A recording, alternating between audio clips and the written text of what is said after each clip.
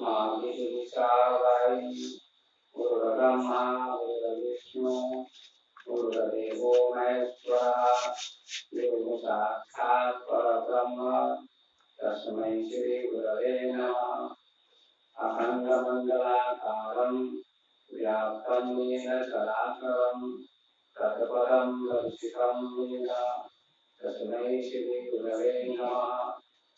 वराहापीठं नटवरवपुः कर्णयोः कर्णिकारं विप्रतवासकनककपिशं वैजयन्तीं समालां रङ्गानुरेन्द्रवरहृदया सूर्यङ्गोपवेङ्गैः वृन्दारण्यं स्वपदन्नं प्राविशतीति सर्वे भवन्तु सुखिनः सर्वे सन्तु निरामयाः सर्वे भद्राणि पश्यन्तु मा कश्चित् दुःखभाग् भवेत्। ओम शांति शांति शांति। सभी लोग घोष कीजिए, जयकारा लगाइए। बोले सद्गुरुदेव भगवान की जय। रामचंद्र भगवान की जय। महाराज की जय। भगवान की जय। भगवान की जय। नगरवासी की जय। ग्रामवासी भक्तजनों, धर्मांतरागी बंधुओं, भक्ति स्वरूपा महाराजों एवं भक्तों, बड़े सौभाग्य की बात है जो वहाँ ग्राम के अंतर्गत राम जानकी मंदिर के प्रांगण में सत्संग का आयोजन किया गया है। आप सबका परम सौभाग्य है। ऐसा अवसर जीवन में कभी कभी आता है जो अनंत जन्मों का पुण्योदय होता है और भगवान की कृपा होती है, तभी सत्संग में आने का अवसर मिलता है। संतों का दर्शन, ज्ञानियों का दर्शन पुण्य कहा जाता है। इसलिए आप सभी पुण्यात्मा हैं कि आप सत्संग सुनने के लिए उपस्थित हैं, बैठे हैं। मानव जीवन बड़ा कीमती है। मानव जीवन संसार में जितने भी प्राणी हैं सभी की अपेक्षा श्रेष्ठ है। पशु पक्षी, हाथी घोड़े, कीड़े मकोड़े, करोड़ों अरबों जीव हैं, प्राणी हैं। उन सबकी अपेक्षा मनुष्य महान है, श्रेष्ठ है। क्यों श्रेष्ठ है, क्यों महान है, इसका चिंतन लोग नहीं करते हैं, इस पर विचार लोग नहीं करते हैं कि हमको मनुष्य का शरीर मिला, मानव का तन मिला, तो क्यों मिला? ये शरीर, ये तन कितना श्रेष्ठ है, कितना महान है, इस पर विचार बहुत कम लोग कर पाते हैं। केवल खाते हैं, पीते हैं, मकान बनाते हैं, व्यापार करते हैं, दुकान करते हैं, बच्चों का पालन पोषण करते हैं और अंत में मर जाते हैं। यही मनुष्य के जीवन का धंधा है। लेकिन कुछ ही लोग हैं जो जीवन के बारे में सोचते हैं कि हमको ये मनुष्य का शरीर क्यों मिला, मरने के बाद कहाँ जाना होगा, हम कहाँ जाएंगे, इसकी चिंता, इसका चिंतन बहुत कम होता है। इसलिए मनुष्य का शरीर बड़ा कीमती है। मनुष्य ही डॉक्टर, इंजीनियर, प्रोफेसर, मुख्यमंत्री, प्रधानमंत्री बनता है। कोई भी पशु पक्षी विद्वान नहीं बन सकता, स्कूल में नहीं जा सकता, कार्य नहीं कर सकता, शिक्षा प्राप्त नहीं कर सकता। क्यों? क्योंकि मनुष्य के अलावा, मनुष्य के सिवा, मनुष्य को छोड़कर कोई भी प्राणी को मनुष्य जैसी बुद्धि नहीं मिली है, विवेक नहीं मिला है। मनुष्य को बुद्धिमान प्राणी कहा जाता है। मनुष्य को छोड़कर कोई भी प्राणी बुद्धिमान नहीं है। आप देखिए हाथी कितना बड़ा जानवर है, लेकिन हाथी के पास बुद्धि नहीं होती है, ज्ञान नहीं होता है। इसलिए हाथी पर आदमी बैठता है, जिसको लोग महावत कहते हैं, वह आदमी ही होता है। और आदमी जो छोटा है हाथी की अपेक्षा, वो हाथी को चलाता है। हाथी तो बहुत बड़ा है, विशालकाय जानवर है, लेकिन उसके पास बुद्धि नहीं है, विवेक नहीं है, ज्ञान नहीं है। इसीलिए मनुष्य उसको चलाता है। मनुष्य कहता है, महावत कहता है, उठो तो उठता है, बैठो तो बैठता है, चलो तो चलता है। जानवर बहुत बड़ा है, प्राणी बहुत बड़ा है, लेकिन बुद्धिहीन है, विवेकहीन है, ज्ञानहीन है।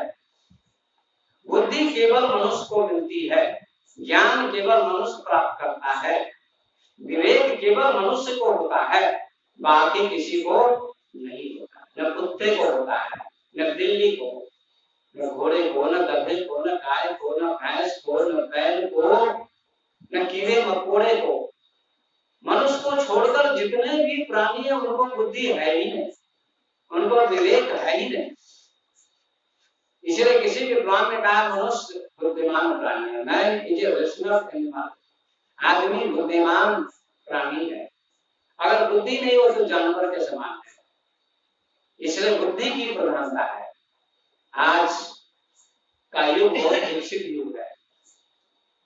देखिए कितना विकास हो गया दुनिया में।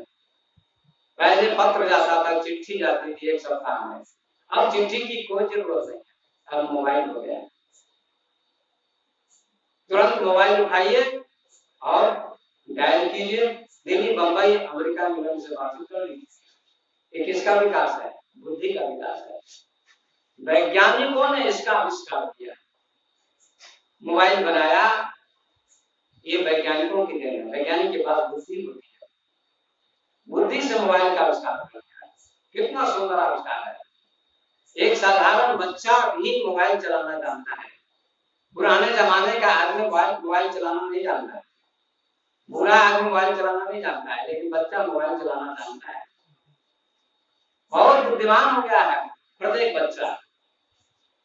युग विकसित हो रहा है, शिक्षा का विकास, विज्ञान का विकास हो गया है।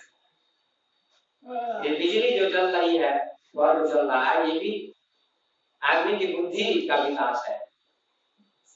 एक वैज्ञानिक ने इसका आविष्कार किया, थॉमस एडिसन। बस, ट्रेन, हवाई जहाज, कार, मोटरसाइकिल, कितनी चीजें हैं, सबका आविष्कार किसने किया? मनुष्य ने किया है। वो भी तो मनुष्य ही है जिसने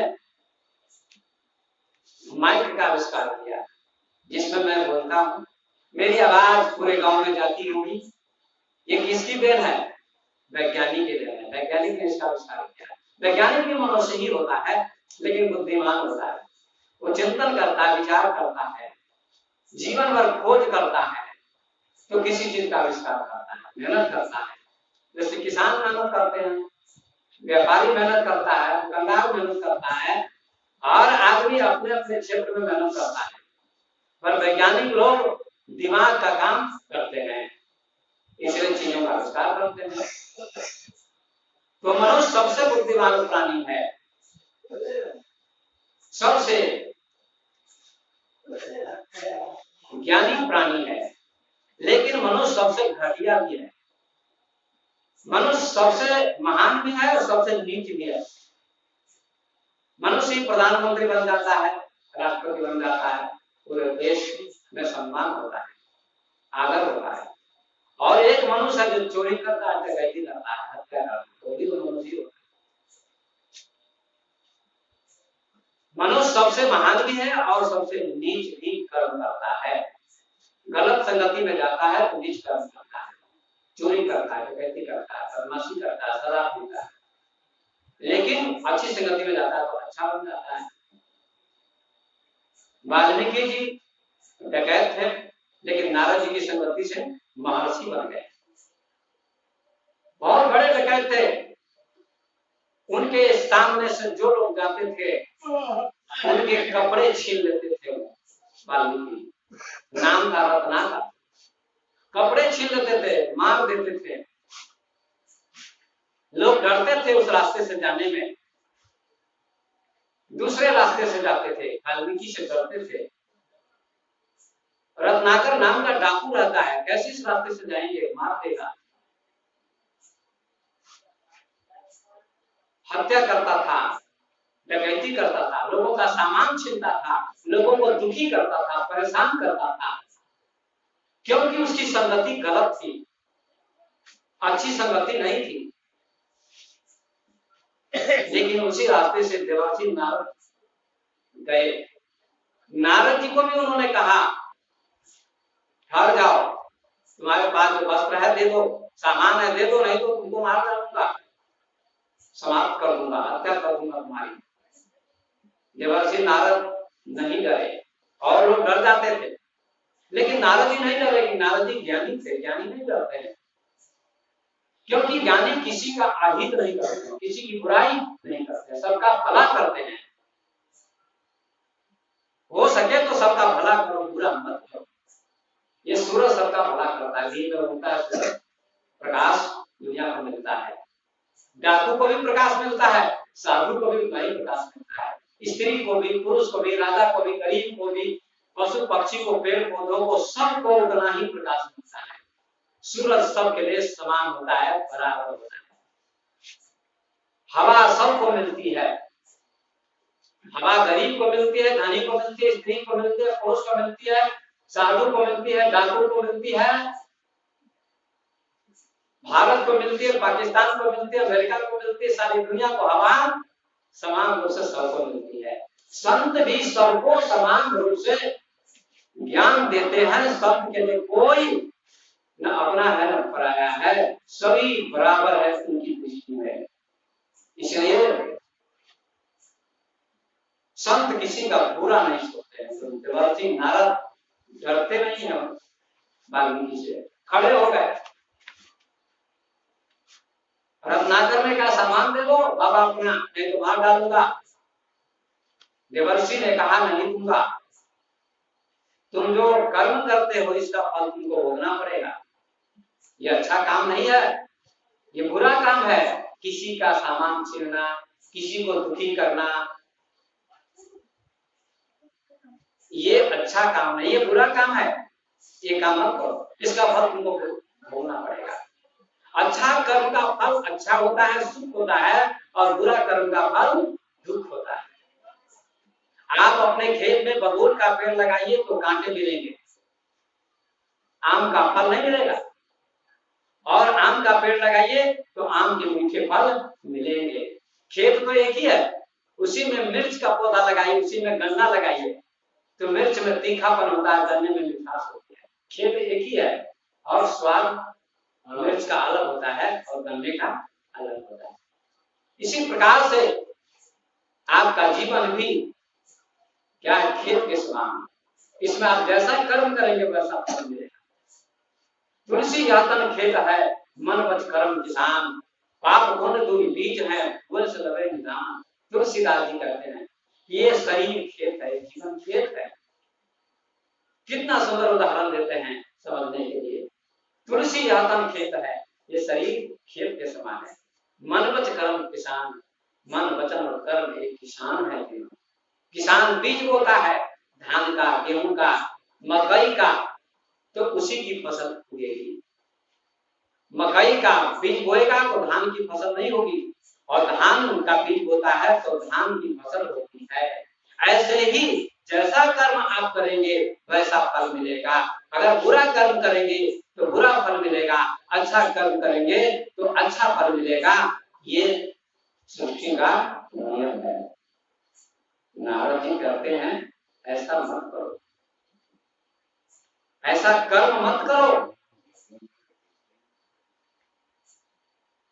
रत्नाकर कहता है बाबा मैं तो अच्छा समझता हूँ इस काम को, लोगों का सामान छीनता हूँ, लोगों के कपड़े छीनता हूँ, लोगों को डराता हूँ, धमकाता हूँ, मारता हूँ, इसको मैं अच्छा मानता हूँ। कहा तुम्हारे लिए अच्छा है, ज्ञानियों के लिए अच्छा नहीं है, ये बुरा काम है। तुम कमाओ, परिश्रम करो, ये अच्छा काम है, छीनो मत किसी का। और यदि विश्वास नहीं होता है तो अपने माँ बाप से जाकर पूछो। कहा बाबा आप भाग जाओगे तब? कहा साधु संत भागते नहीं है, हमको पेड़ में बांध दो, हम यही रहेंगे, तुम पूछ कर आओ। तो रत्नाकर ने उनको पेड़ में बांध दिया कपड़े से। नारद जी बंध गए बेचारे, पेड़ में बांध दिया। ऐसे ज्ञानी को बांध दिया कि कहिए बाबा भाग न जाए। और घर पर जाता है, पूछता है अपने पिता से, पिताजी जो मैं काम करता हूँ, लोगों का सामान छीनता हूँ, लोगों को मारता हूँ, लोगों को डराता हूँ, ये तो मैं अच्छा मानता हूँ, इस कर्म का फल आपको मिलेगा कि नहीं? कहा नहीं बेटा, तुम जो काम करते हो, कर्म करते हो, उस कर्म का फल तुमको मिलेगा, हमको नहीं मिलेगा। मैं तुमको चोरी करने के लिए नहीं कहता हूँ, डकैती करने के लिए नहीं कहता हूँ, किसी का सामान छीनने के लिए नहीं कहता हूँ, ये तुम गलत करते हो, ऐसा मत करो बेटा। ऐसे ही उसने अपनी माँ से पूछा, माँ मैं जो कर्म करता हूँ तुमको मिलेगा कि नहीं मिलेगा?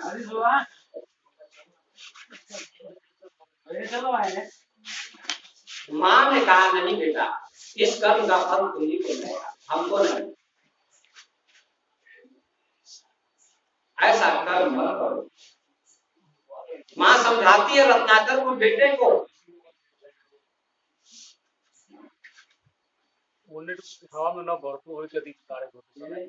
माँ समझाती है बेटे को, बेटा रत्नाकर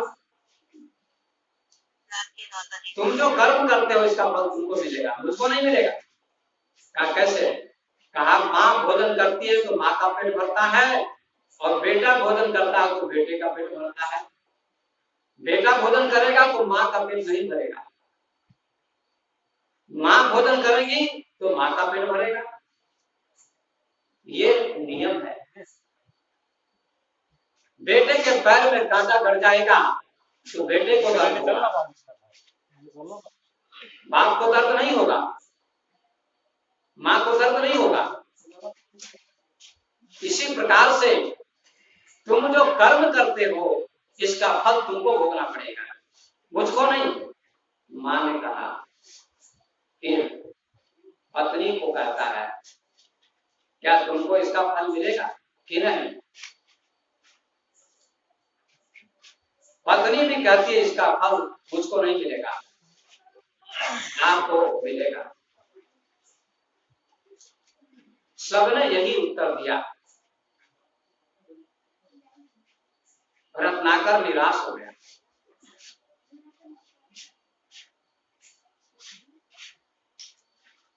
और निराश होकर देवर्षि नारद के पास आया।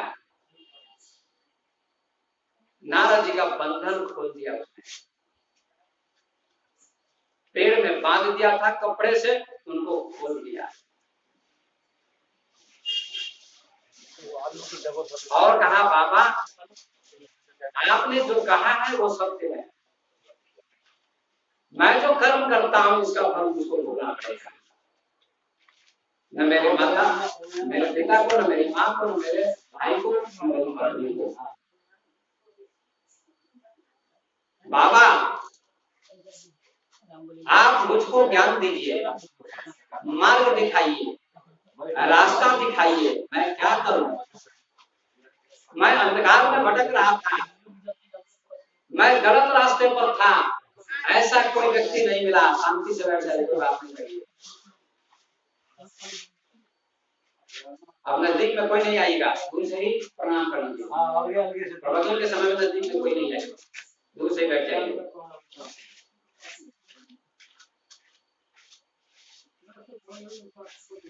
बोले श्री हनुमान महाराज की जय, हनुमान महाराज की जय। आदमी लड़ता है तो जोर से बोलता है, लड़ाई करता है, विवाद करता है तो ऊर्जा कहीं से मिल जाती है, और भगवान का नाम उच्चारण करने में लोगों को बड़ा संतोष होता है। ठीक से बोलिए, मन पवित्र होगा, वाणी पवित्र होगी। ये आंख क्यों दी है भगवान ने? आंखें दी है भगवान के दर्शन के लिए, सब जगह भगवान का दर्शन कीजिए। और कान क्यों दिए हैं? सत्संग के शब्द सुनने के लिए। हाथ क्यों दिए हैं? माता पिता गुरु को प्रणाम करने के लिए, भगवान को प्रणाम करने के लिए। पैर क्यों दिया है? सत्संग में जाने के लिए, अच्छा कर्म करने के लिए। मुंह क्यों दिया है? अच्छा शब्द बोलने के लिए। लेकिन लोग इस मुंह से गलत शब्द बोलते हैं, गाली देते हैं, मुंह अपवित्र हो जाएगा, फिर अगले जन्म में मुंह नहीं मिलेगा, फिर मनुष्य का शरीर नहीं मिलेगा। आपको 2 हाथ मिले हैं, 2 पैर मिले हैं, लेकिन पशु को हाथ नहीं मिलते हैं, केवल पैर मिलते हैं, 4 पैर। पशु चाह के भी ताली नहीं बजा सकते हैं। इसलिए प्रेम से जयकारा लगाइए, बोलिए हनुमान जी महाराज की जय। आइए ध्यान से सुनिए। देवर्षि नारद को रत्नाकर ने खोल दिया और कहा, बाबा आप मुझे मार्ग दिखाइए, रास्ता दिखाइए। देवर्षि नारद ने कहा, अब पता हो गया, ज्ञान हो गया कि तुम जो कर्म करते हो इसका फल तुमको ही भोगना पड़ेगा। हाँ बाबा, मेरी माँ ने, मेरे पिता ने, मेरी पत्नी ने, मेरे भाई ने, सबने यही कहा है कि तुम जो कर्म करते हो इसका फल तुम्हें भोगना होगा। अब मुझे रास्ता बताइए, मार्ग बताइए, ज्ञान दीजिए। देवर्षि नारद कहते हैं, तुम राम राम जपो, राम राम जपो, भगवान का नाम लो। रत्नाकर कहता है, मैं राम का नाम नहीं जप सकता, क्योंकि मैंने जीवन भर मार काट का काम किया है, इसलिए राम नाम का उच्चारण मैं नहीं कर सकता।